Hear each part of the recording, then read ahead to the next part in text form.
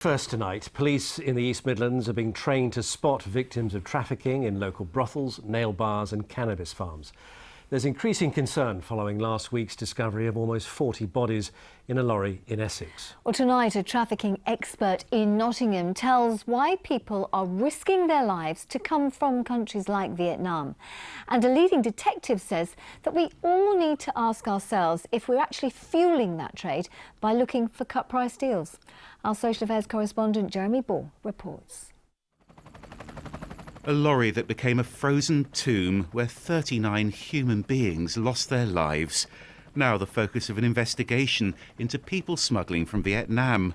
Trafficking is really a crime. Vicky Brotherton researches trafficking at the University of Nottingham. She's been advising the UK's Anti-Slavery Commissioner. I think it's much more common than people think. Someone tells you you have a lucrative job waiting for you in the UK, we just need to get you there, then you take the risk. People have ended up in cannabis farms, don't know what cannabis is, they don't know what they're growing, they don't know it's an illegal activity. They can be coerced through threats against themselves, threats against their family. They don't have another choice. It's well over a decade since the police started finding Vietnamese cannabis growers in the East Midlands. A string of so-called gardeners were jailed and then deported.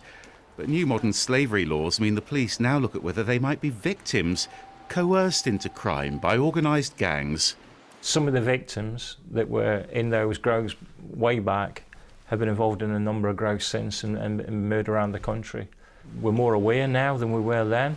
We can see the bigger picture around the organised crime groups that are behind this. Are they a simple grower that's been exploited, or are they somebody that's further up the tree who has brought people in to be exploited and is taking the vast sum of profit from it?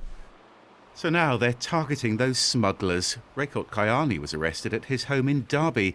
He's now been jailed in France for running a network that brought hundreds of people to Britain illegally. The crucial thing is allowing people to safely and legally migrate. Shutting down our borders all the time is not actually going to help modern slavery in the long term.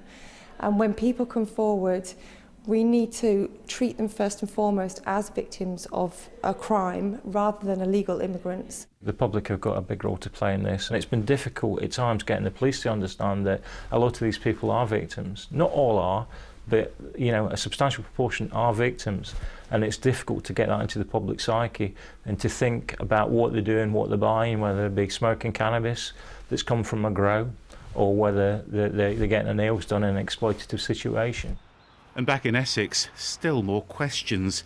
Who were the people found in this lorry, and why did they die here? Jeremy Ball, BBC East Midlands Today.